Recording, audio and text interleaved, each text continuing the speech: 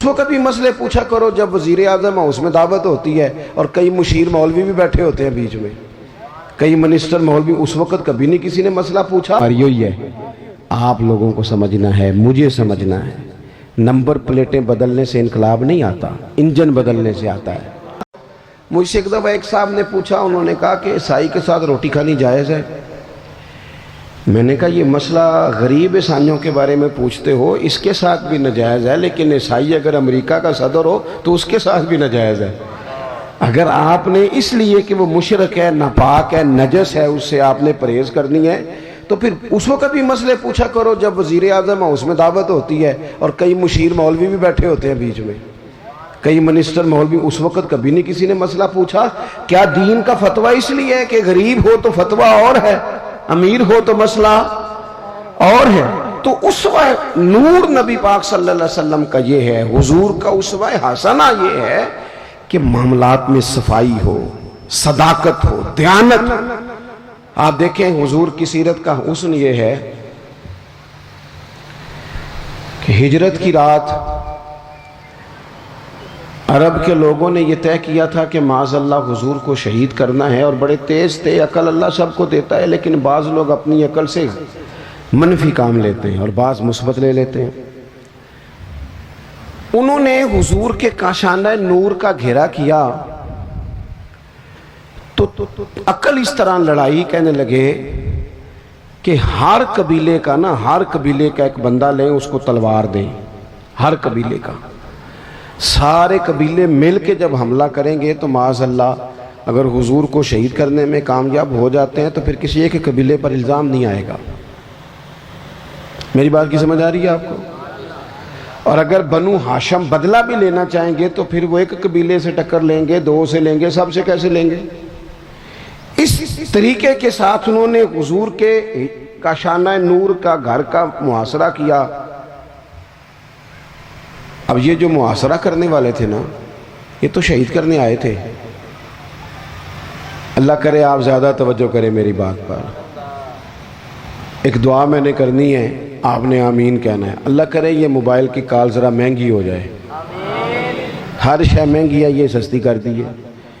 مجھے بہت سارے دوست کہتے ہیں آپ سے رابطہ کرنا ہوتا ہے تو نمبر کیوں نہیں ملتا؟ میں نے کہا اس لیے نہیں ملتا کہ اب تو لوگوں نے موبائل پکڑی ہاتھ میں لیا ہے، تو ایک منٹ کے اندر جب آپ کو 20 فون سننے پڑیں گے تو اور تو کوئی کام ہی نہیں کر سکیں گے آپ، کیونکہ اب تو موبائل جیب میں جاتا ہی نہیں، جب پکڑی ہاتھ میں لیا ہے تو پھر وہ نمبر بھی فٹافٹ ہی مل جاتا ہے، گنجائش ہی کوئی نہیں۔ اس لیے تھوڑا سا یہ اس کو دماغ پہ نہ سوار کریں، تھوڑا سا پیچھے کریں، کوئی چیزیں روحانی زندگی میں دخل اندازی دینے لگ جاتی ہیں۔ اگر یہ ذہن پہ سوار ہو گیا، یہ مزے سے نماز نہیں پڑھنے دے گا، یہ مزے سے تلاوت نہیں کرنے دے گا، یہ سوار رہے گا۔ فوراً میں نے دیکھا ہے سلام پھیر کے بندے جیب سے نکال لیتے ہیں، تو اس میں مشکل ہو جائے گی۔ بہرحال بات ختم کرنی ہے، 1-2 منٹ میں سمیٹنے لگا ہوں، آپ توجہ فرمائیں۔ سب لوگوں نے محاصرہ کیا ہوا ہے۔ خاص قابل غور نقطہ ہے کہ سب محاصرے میں حضور کو شہید کرنا چاہتے ہیں، اور نبی پاک کیا فرما رہے ہیں؟ حضور فرما رہے ہیں علی یہ امانتیں لے لو، لوگوں کی امانتیں، صبح واپس کر کے امانتیں تو مدینے آ جانا۔ یہ جن امانتوں کا نبی پاک بندوبست کر رہے تھے محققین نے لکھا ہے ان میں سے ڈھیر ساری امانتیں ان لوگوں کی بھی تھیں جو باہر تلوار لے کے کھڑے تھے، ان کی بھی امانتیں حضور کے گھر میں۔ مجھے بتاؤ کسی بندے کوئی لوگ عمرے پہ جانے لگے تو لوگ کہتے ہیں پہلے میرے پیسے دے، کرائے کا مکان والا بندہ جانے لگے تو لوگ کہتے ہیں پائیا پہلا پیسے دے، تیرے سے پیسے لینے ہیں، تو کیسے جائے گا محلہ چھوڑ کے؟ تو جس شخص کو معاذ اللہ آپ قتل کرنے پہنچ گئے ہیں، جس شخصیت کو شہید کرنے کا ارادہ کر لیا، پیسے گھر میں پڑے، معنی کیا ہے؟ کہ ان کو بھی پتا تھا کہ یہ شہید کر بھی دیے گئے، اگر کسی وجہ سے ہم کامیاب بھی ہو گئے تو ہمارا پیسہ ضائع نہیں ہوگا۔ اور حضور کو بھی دیکھیں آپ، یہ حضور نے ہمیں سوچے دیے ہیں، اسوہ حسنہ، میں نے کہا صرف ظاہری حلیے کا نام نہیں، سوچیں دیے ہیں حضور نے ہمیں کہ نبی پاک صلی اللہ علیہ وسلم۔ دیکھیں نا کتنا آسان ہے یہ ہمارے لفظ کہنا کہ مشکل آ گئی تھی، لوگوں نے رہنے نہیں دیا، چلے گئے۔ لیکن کریم نے اس ایمرجنسی کے عالم میں بھی جب پورا مکہ تلواریں لے کے سڑکوں پہ آ گیا ہے، وہاں بھی اگر حضور نے فکر کی ہے تو لوگوں کی امانتوں کی فکر کی ہے۔ اور قربان جائیں، مولا علی سے بھی جب کسی نے پوچھا کبھی مزے سے بھی سوئے؟ وہ ہجرت کی رات ہی مزے سے سویا تھا۔ تو کہا جناب وہ تو خطرہ تھا، اگر وہ پردہ نہ اٹھاتے اور آپ پر اسی طرح حملہ کر دیتے تو حضرت علی کہنے لگے ایسے ہی کر دیتے، ساڈے نبی دی زبان ساڈے واسطے قرآن۔ حضور نے فرمایا تھا علی سو جا، سویرے امانتیں دے کے مدینے آ جانا۔ جب حضور نے کہا تھا سو بھی جا تو مجھے سمجھ آ گئی سوؤں گا بھی۔ جب کریم نے کہا سویرے اٹھنا ہے تو سمجھ آ گئی سویرے اٹھنا بھی ہے۔ جب کہا امانتیں دے دینا تو سمجھ آ گئی امانتیں دینی بھی ہیں۔ اور جب کہا تھا مدینے آ جانا تو سمجھ آ گئی جناب اسرائیل اتنی دیر نہیں آ سکتے جتنی دیر حضور کا مدینہ نہ آئے۔ جنوں ویکھ کے ٹھر دیاں آکھیاں نے تو جنوں ویکھ کے ٹھر دا سینہ ہے، ربا تیری ساری خدائی چیکی تے شہر مدینہ ہے۔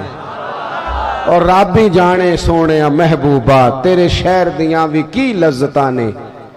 ایک رون جنہاں نے ویکھیا نہیں تے ایک رون دوبارہ جاون لئی، ایک رون جنہاں نے ویکھیا نہیں، ایک رون جنہاں نے ایک رون دوبارہ جاون لئی۔ تو عزیز حضور نے وہاں بھی امانتوں کا خیال کیا، مزاج نہیں۔ آپ یقین کریں جھوٹ اور بددیانتی تو کھا گئی لوگوں کو۔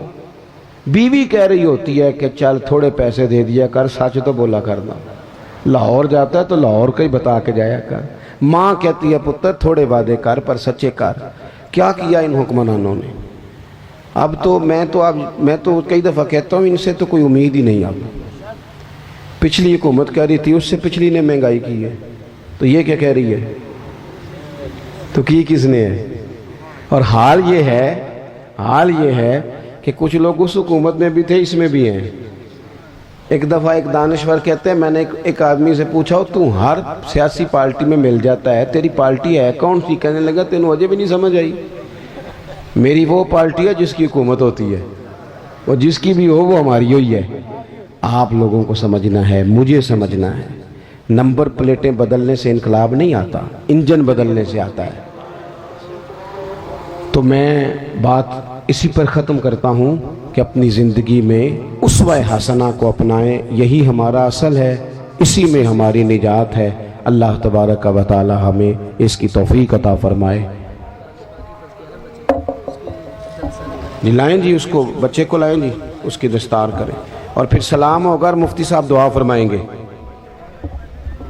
بیٹھ جاؤ، بیٹھ دل آخرا سلام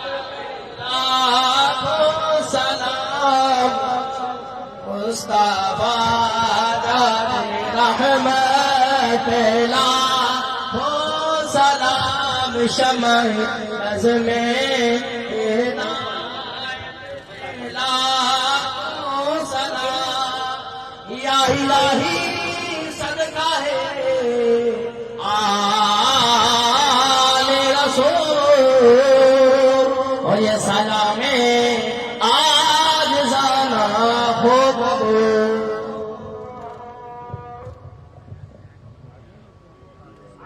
سنیں جی ادھر دیکھیں میری طرف، موبائل والا دیکھو میں کافی بیمار ہوں، وعدہ کر لیا تھا تو میں فجر کے بعد